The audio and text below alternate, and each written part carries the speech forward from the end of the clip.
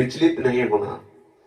माया आपको परास्त करने के लिए नाना प्रकार के द्वंद्व सामने भेजेगी, हमें परास्त नहीं होना। अगर हम कहीं फिसल भी जाते हैं तो पुनः संभल कर खड़े हो, फिर कमर कशो, आगे बढ़ो।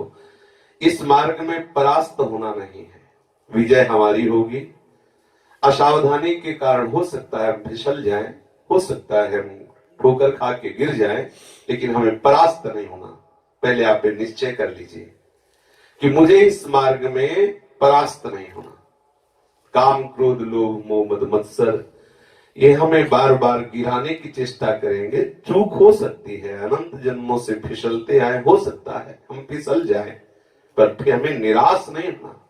हमारे मार्ग में निराशा इस विषय में नहीं होनी चाहिए कि पर अब मुझे भगवत प्राप्ति कैसे हो सकती है, ये निराशा नहीं होनी चाहिए। यहां आशा बंधम, हमारे हृदय में दृढ़ आशाएं होनी चाहिए। आशा बंधा, हमारे हृदय में दृढ़ता पूर्वक ये भाव बैठ जाना चाहिए कि अब तो निश्चित मुझे भगवत प्राप्ति हो जाएगी। क्योंकि अगर प्रभु को अपना साक्षात्कार ना कराना होता तो मुझे क्यों घसीटते, संसार में मैं फंसा हुआ था। आज भी भोगों के प्रति लालसा है, पर मुझे कहीं ना कहीं प्रभु घसीट रहे हैं। जब वो घसीट रहे तो इतने निर्बल नहीं कि मुझे बीच में छोड़ देंगे। हमें निराश नहीं होना, ये हम आपको हृदय की बात बता रहे हैं। इस मार्ग के पथिक के जीवन में ऐसी भी परिस्थितियां आती है कि उसे अपने इष्ट पर अविश्वास होने लगता है, उसने अपने साधन पर अविश्वास होने लगता है। इतना समय हो गया, वही अंदर दुर्वासना, वही आकर्षण, कहाँ है हरि, नहीं बचा पाया मेरे को, ऐसा भी आ सकता है। ऐसी भी परिस्थिति आ सकती है, घबराना नहीं, ये माया की चाल है। ना होने पर भी आपको ऐसा अनुभव करा रही है। हरि के प्रति, उपासना के प्रति, गुरु मंत्र के प्रति 1000 बार गिरने पर भी अश्रद्धा न होने पाए, इतना आप ध्यान रखना। ये माया आपको ऐसे परास्त करने की बहुत से अवसर लाएगी सामने, जहां आप, ये हृदय की बात कह रहा हूं, ऐसी परिस्थितियां जो सच्चे साधक को जान रहे होंगे, ऐसी परिस्थिति आती है कि उसे अपने आराध्य पर गुस्सा आता है कि हम आपके सहारे इतना समय, ये फिर क्यों? क्योंकि लड़े तो किससे लड़े?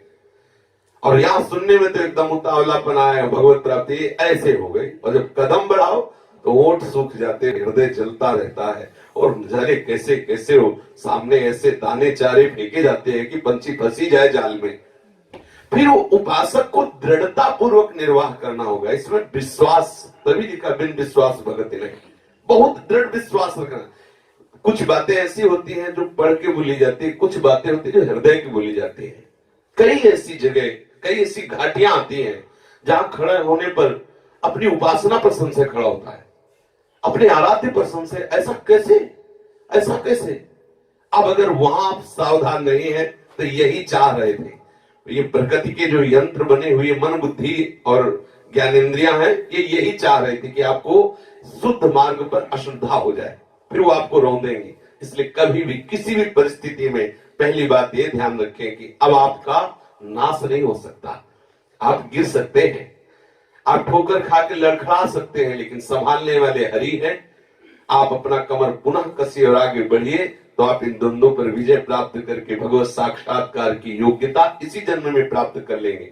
घबराना नहीं है, ये हृदय की बात कह रहे हैं। ऐसी परिस्थितियां आती हैं कि साधक को अपने इष्ट पर गुस्सा आता है, क्योंकि अब लड़े तो किससे लड़े?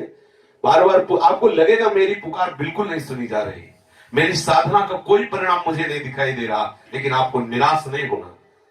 आप खुद इसका, कल ही किसी साधक ने बताया कि सदगुरुदेव भगवान ने कहा, हरि प्रतिक्षण तुम्हें देख रहे हैं, तुम्हारी एक एक चेष्टा का हिसाब हरि करेंगे।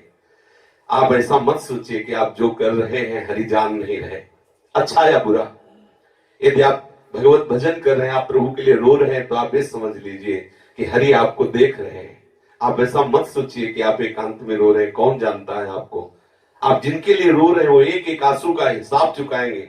ऐसे बेईमान नहीं है कि आप उनके लिए रो और वो ऐसे। आप एक एक चेष्टा को सोच समझ करके करते रहिए, देखते रहिए, आपको हरि देख रहे हैं। कभी ये हमारे सदगुरुदेव भगवान के कल के वचन है कि हरि, आप ऐसा मत समझो कि आप एकांत में हो, हरि आपको जान नहीं रहे, एक एक चेष्टा का हिसाब हरि देंगे, ऐसा मत समझिए।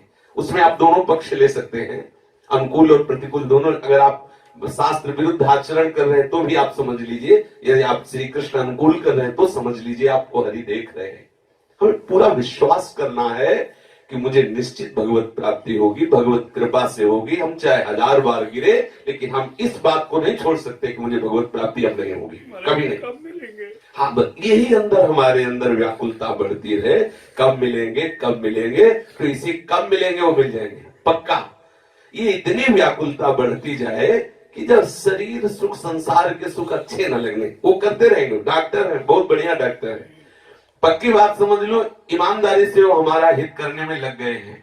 मंगल भवन है, अमंगल नहीं हो सकता। हमारे साथ जो भी व्यवहार हो रहा है वो हमारे योग्य है। वो कहीं ना कहीं हमको शरीर संसार से घोर वैराग्य दिला के ही रखेंगे। और जहां ऐसा हुआ, ये उन्हीं की चाल है।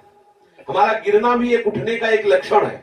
आप अंदर की बात कह रहा हूं, साधक का एक बार मुंह खाना भी उसके उठने का एक लक्षण है, उसके ऊपर भूमिका में पहुंचने की एक दशा है। घबराने की आवश्यकता नहीं है। आप जिस परिस्थिति में हो, हरि की नजर में हो, जो भी परिस्थिति दी जा रही है हरि के द्वारा दी जा रही। आप चाहे जितना जैसी भी परिस्थिति हो, घबराना नहीं, प्रभु आपके समीप है और आपको निश्चित भगवत प्राप्ति होगी। इसलिए हृदय की बात बोल रहा हूं, क्योंकि ऐसी स्थितियां आती है कि साधक अपने को बिल्कुल असमर्थ पाता है।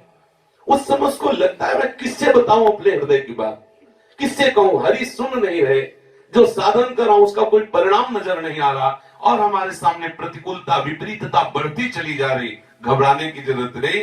ये वो स्थिति है जहां आर्त भाव से आत्मसमर्पण हो जाएगा। वो हरि के द्वारा ही दी हुई स्थिति है। उस समय बुद्धि काम ना करे तो भी आपको इन बातों पर विश्वास करना है कि हमारा मंगल नहीं होगा। जो भी हो रहा है मेरी भगवत प्राप्ति के लिए ही प्रभु ऐसा कर रहे हैं। अगर प्रभु ना चाहे तो मेरे जीवन में ऐसा कैसे हो सकता है, ये दृढ़ विश्वास रखें।